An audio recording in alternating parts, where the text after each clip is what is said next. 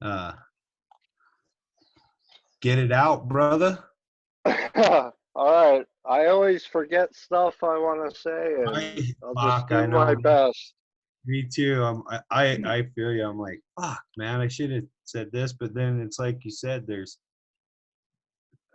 I'm responsible for delivering the message, not who hears it, right? And whatever I get out, I get out. So, All right. Well, my name is Zachary Blue Danielson, and I am a grateful recovering drug addict.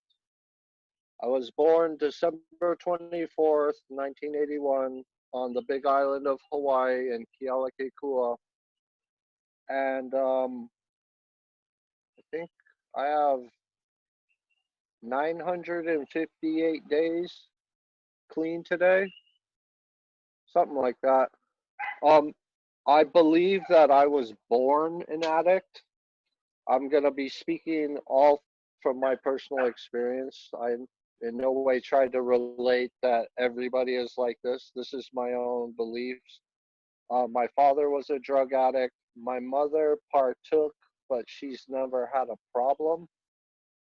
I say I believe I was born an addict because from the gate, I always found something that gave me pleasure and I would take it to the extreme. Let's say we started with sugar, more sugar, sugar, sugar, sugar. Video games, just fucking video games all the way. Oh, I could play with my dick. That's great. I'm gonna keep doing that. And then it went to caffeine, and the first drug I ever really took was pot because you know live in Hawaii. I thought that Budweisers and Buds were a normal part of life, and essentially it kind of is with a lot of people who grow up in the islands. So I started getting lit when I was 10, and I always took it to an extreme. I would get completely blottoed, stoned out of my gourd. The first time I drank, I think I might have been 11 or 12, and me and my friends, we just filled up a tall glass full of like 5 or 6 different kinds of liquor. All I remember was Crown Royal was a part of it, and we filled it like that full of sugar to combat the taste. And after drinking about half of that, I was sitting on my friend's porch, banging my head against the wall, going, "I can't feel anything." I was just completely numb. And that was just indicative of how I was to get loaded for the next 26 years, pretty much. Uh, and so all throughout high school, constant stoner, eventually found out about mushrooms and acid. Really loved mushrooms. We could pick them here in the cow pastures. Did lots of that.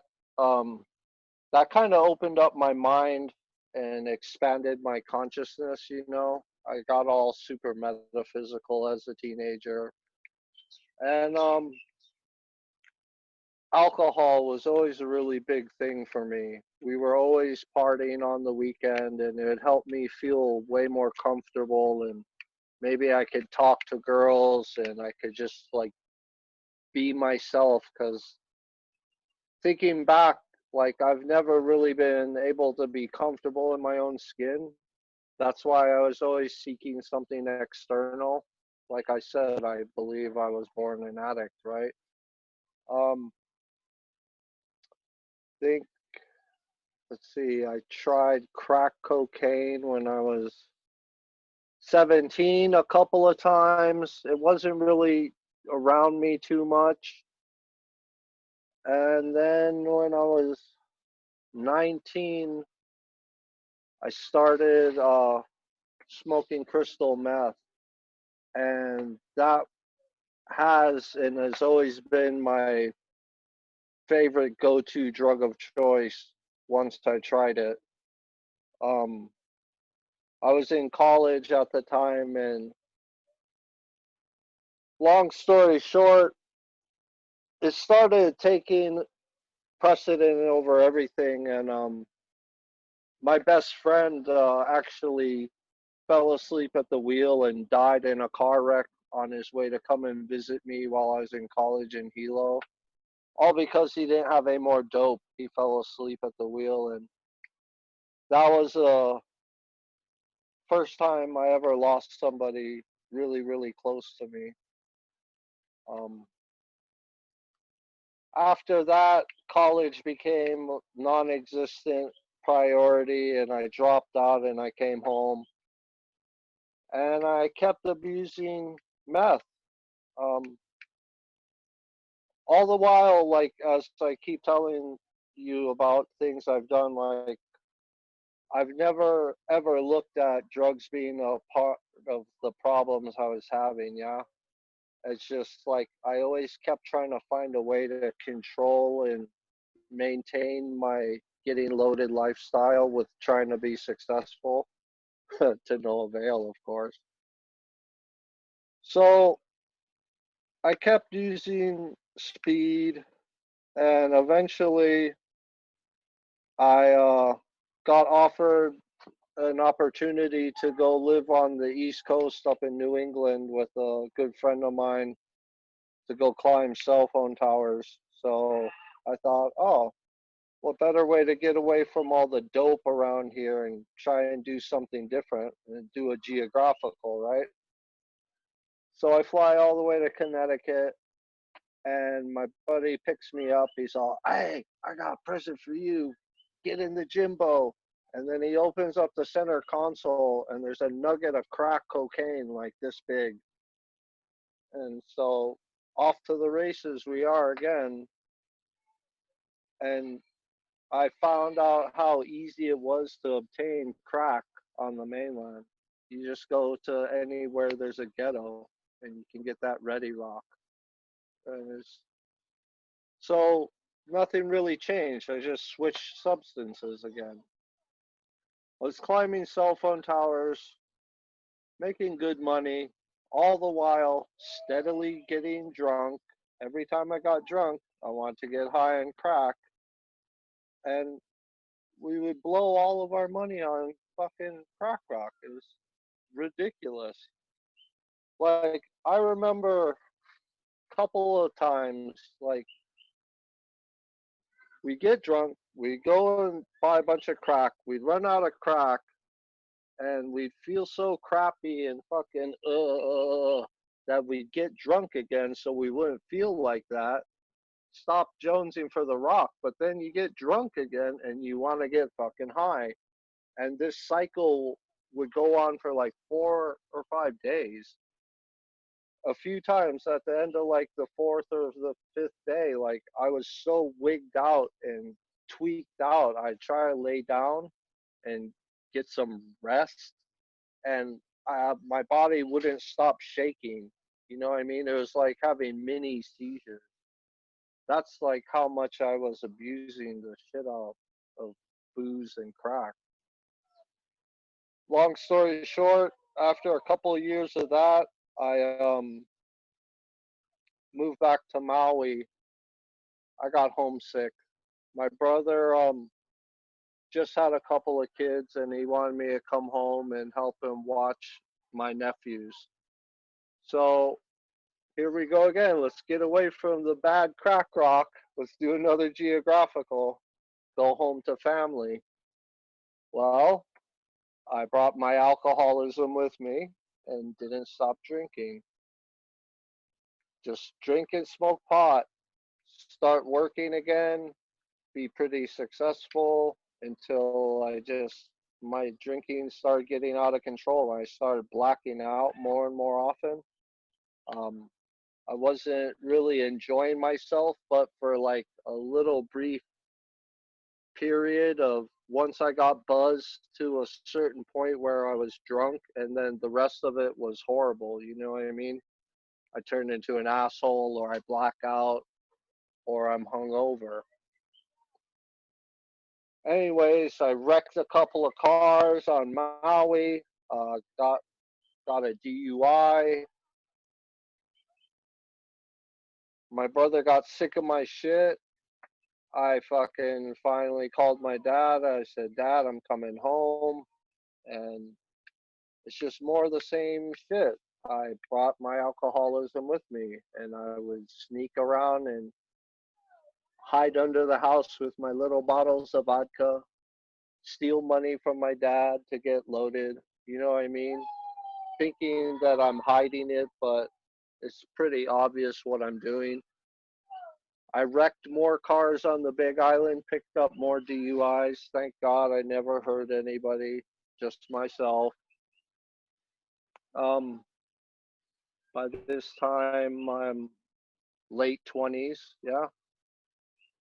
So I end up cruising with some old friends, and they reintroduced me to Crystal, and there we go. Now I know where the dealers are that live around me in my hometown, and start stealing the fucking bank card from my father. And instead of just going down to the store to get vodka, I would go pick up sacks of dope and vodka and whatever, hiding it from my father, getting loaded on the regular.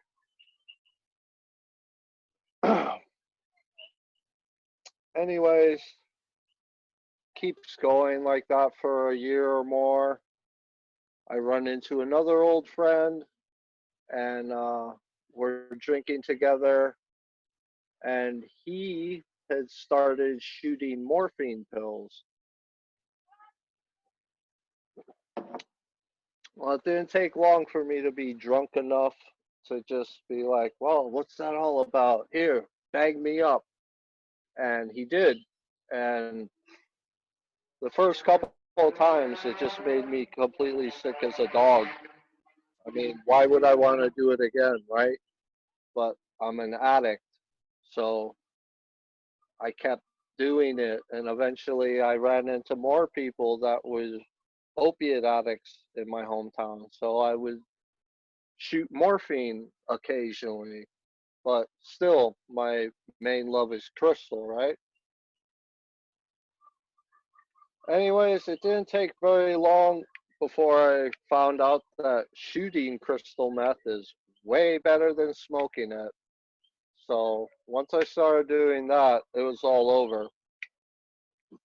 Never smoke unless that was the only way to get high. Nobody would put anything in my rig, right? Kind of deal. I just became a slave to the needle. And you know how addicts get when they're needle junkies. They just look like they're dying, right? I thought I was 10 foot tall and bulletproof, right? Anyways, I was trying to grow marijuana to support my dope habit. And I had a couple of bench warrants for failure to appear for proof of compliance for the DUIs that I had. So cops came up to my property in Ocean View, and they saw I had like 466 clones, a couple of bud plants, and all this shit. And they arrested me and my friend. This is the first major arrest ever, first time felon. They found 466 plants, a pound of shake, about 5 grams of hash, an ounce of buds, a couple of clean meth pipes, empty baggies, needles, and I just acquired a 22 caliber Ruger revolver. It wasn't loaded. So I had all those charges stacked against me. I went to jail for 6 months, but like I said, I'm a first time felon. I actually had a really good court appointed lawyer, and he cut me a pretty good deal. Plead to a open 10, do 6 months, and go out onto probation. So that's what happened. The whole time I'm in jail, I couldn't think about nothing but getting out and banging speed again. I just, ugh. So that's what happened. As soon as I got out, I went right back to getting loaded. Um, didn't care. I never pissed clean once for my probation officer. And pretty soon they put me on hope probation. That's where they call colors. If your color gets called, you gotta come in and piss. I never peed clean for them there either. I would go in for a week, maybe 2 weeks, get let out, same merry-go-round. And like the whole time, I never thought like maybe I should stop doing drugs or had any care to stop. I just was trying to find a way to keep the party going, no matter what the cost, right? By this time, I've blown how many good job opportunities. I blew my college ride. I've wrecked how many cars, you know. Now I'm in my early 30s with nothing to show for anything in my life besides I'm getting track marks. I got a fucking jail record. And thank God I had a loving father that accepted me no matter what. And he would take care of me, right? Otherwise, I'd be way worse off than I was. I always had food. He would give me money if and I was stealing from him too the whole time. Anyways, I started going on the run. Um, I live in Kau on the south side of the big island of Hawaii in a subdivision called Ocean View. You can actually see it from space. It's second largest subdivision in the world or something. It's on the side of Mauna Loa. It's all lava fields and forests and stuff, so it's pretty easy to hide out there, yeah. So I would be able to stay on the run from anywhere from 6 months to a year at a time before they catch me. So I just would do that, yeah. Stay on the run, getting loaded, fucking off. And my dad's health was declining, and I was watching this man who loved me and raised me my whole life, who used to be like a pillar of strength in my eyes, just deteriorate in front of me, and I didn't know how to deal with it. That was really hard. It scared the fuck out of me. And I remember I used to at least try and make the effort to take care of him. And I would always tell him, Dad, we need to take you into the VA because he's a 100% disabled Vietnam vet. Yeah, so he had insurance and income. And I wanted to get him into the doctors so they could check him out, you know what I mean? Try and help him. But he never wanted to go. I feel that he didn't want to know what was wrong with him. He was scared of dying and he just didn't want to face it. So he wanted to just stay at home with the cats and watch TV and yell at the politicians. Anyways,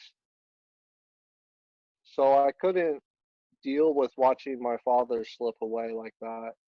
And I eventually left. I took the truck, I took the bank card, and I was hooked up with a girl who was a heroin addict. And so I'd never done heroin, I was only doing morphine and meth. I wasn't strung out on opiates yet. I'd been doing morphine for a few years too, pretty steadily, and I had never gotten sick until I started doing heroin. I was keeping this girl well, so if I'm getting her fucking her shit, I'm gonna try it, right? And that's how I got strung out on opiates. And cops finally caught up to me again. I go into jail. I get let out 2 weeks later, and the whole time I'm in jail, I know how bad my dad is, and I'm telling my bunkies all this shit. I gotta go take care of my dad. I gotta go do this. I gotta fucking go and make right and take care of him because he's not long for this world, yeah. And as soon as I get out, I'm getting loaded, and I'm too ashamed to go and face him, and I put it off. And a month or two goes by, and the Hilo hospital calls me up. Somehow they get my phone number, and they tell me that my father had died, and that they need me to come identify his body.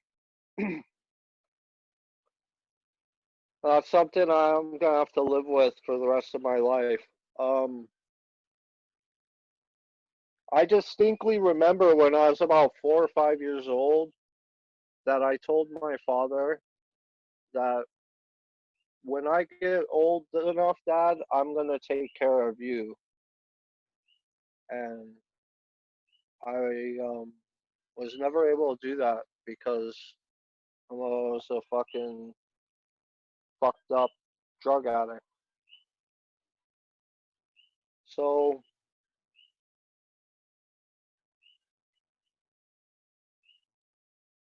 I went into some really bad depression for a year. Well, let me back up. I was on my way to go to Hilo to go identify my father's body, and I was really high on fucking speed. I was listening to some metal on my headphones, and I got into a really bad motorcycle accident. I shattered my kneecap and ended up in the hospital for like 2 months. I caught MRSA staph.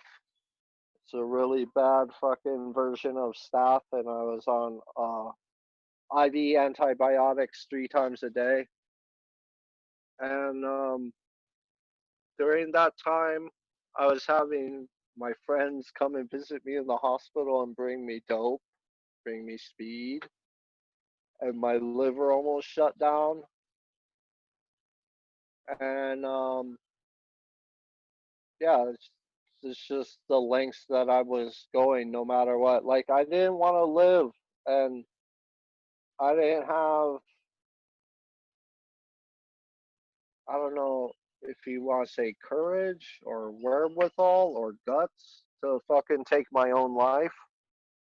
I was just doing it the coward's way, not giving a fuck, trying to kill out all pain and feeling through whichever way I could, which was shooting heroin, morphine, and meth. Um, I'm all over the place. So a year or so from when my dad died, that next year was really dark time for me. I was just laying really low, living a real fucking bot, bottom of the barrel lifestyle, hiding out in my friend's house, doing dope whenever I could, not taking care of myself. My knee got reinfected a couple months out of the hospital and swole back up, and I had to go back into the hospital for like another 2 months. And then I got released again, and I just kept going. I was growing pot for some guy who's my dope supplier, all strung out on opiates, getting twacked out on speed whenever I could. And, in the rooms, you'll hear people talk about like God shots. This was my God shot. Exactly 1 year from the day my father died to the day is when I got pulled over and arrested for the last time. So I go into jail, and my court appointed lawyer told me, "Look, Zach, they've had enough of your shit. They want to send you up to prison for your term. Shut the fuck up and do what I say, and we're going to get you into drug court." I said, "You got it." So we get it scheduled for 2 months later or whatever. You know how the court systems take, they take a while to get released into drug court. While I was in pre-trial jail, um, I had a spiritual experience like they talk about in the big book and stuff, and NA and AA. I had a very vivid dream of my father. It was very lifelike, and it was of better days when me and him were best of friends, and he was all healthy and vital, and we were hanging out listening to, I don't know, Pink Floyd or No Effects or whatever. My dad loved all my music and I loved all of his music. You know what I mean? We were really tight. And like part way through the dream, I catch, like, I realize what's going on and I go, Dad, this isn't right. This isn't real. And he's like, what are you talking about? I said, Dad, you're dead. And I break down in the dream and I'm crying and I'm saying how sorry I am. And all I remember was looking at his face, and there was a halo of light behind him, and he was smiling and he was telling me that it was okay. Everything was fine. It was like he was forgiving me. And I woke up crying, saying, God forgive me, God forgive me. And that was my personal spiritual experience. After I had that dream, I knew that something had to fucking change. You know what I mean? It had been like 24 years of just completely fucking my life away. And now my dad was gone. You know what I mean? And all my dad ever wanted for me my whole life was to get my shit together and be okay. You know what I mean? He always used to tell me that. So I go into drug court. I give it a shot. I'm in like IOP, but we have a clean and sober house connected to it. So I managed to stay clean for like 6 months. I'm not doing any AA or NA. Don't really know. They kind of talk about the steps, but I don't know very much about it. And I slip up with one of the fellow guys in the house and I start getting loaded. I get two dirties and I get kicked out of the program, sent back to jail for like a week.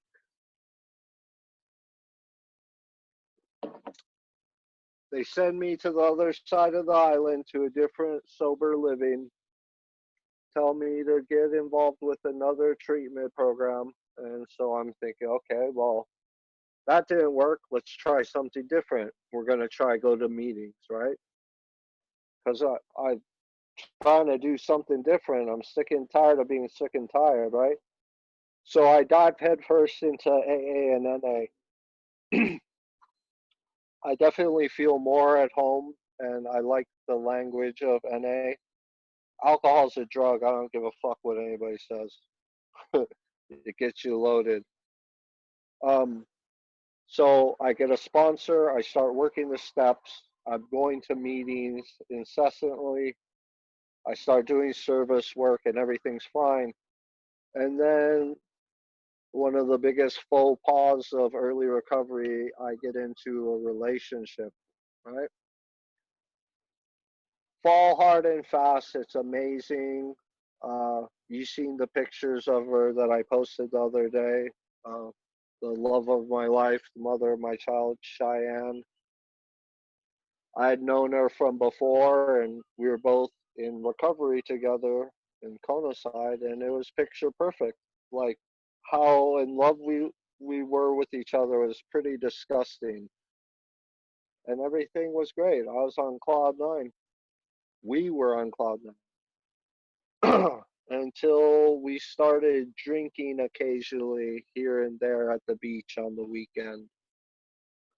So I started slipping back into old behaviors. Obviously, I'm lying to my sponsor, to my probation officer, to everybody, right? I'm getting loaded here and there just a little bit. But the thing is with me, I can't just get a little bit loaded. I'm an addict. I have to go all the way. So that's what starts happening. Pretty soon I get drunk. When I get drunk, I want to get high. Once I get high the first time, I want to get high again. So my probation officer calls me up and he says, "Come in for a piss test." And I know I'm dirty. And I heard of this remedy that you drink baking soda and you can pass a fucking piss test if you're high on meth. And it's a horrible experience, but I passed the piss test. So that just gave me an option. I can keep getting loaded, right? It didn't take long before that spiraled out of control. Um, both me and her getting loaded. She ends up being pregnant. She gets kicked out of her sober living program. She's homeless on the streets, pregnant, and she starts cheating on me.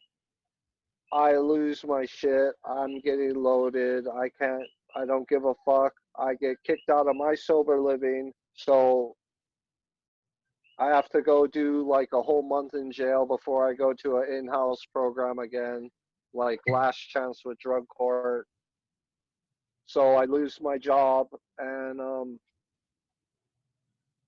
yeah, I go back into jail and I'm thinking to Hey, myself, okay. Oh, go Zach, ahead. let me pause you right there. I have 1 minute left on this recording, Okay. and then can we? I fucking hate that about this, so I apologize. So I have to close this and then call you back, and we'll pick Yeah, up from. Are you okay with that? yeah, I'm fine. Can you see the timer on your thing at all? No, I only see you. Okay, I don't see it on this one either. It's only on that one, but um, so I'm gonna close this and render that, and then send you another link, and we'll pick up from that 30 days before you went in. Because I'm fucking you got me hooked, bro. Like I'm in it. I gotta see what happens. I gotta fucking see what happens. So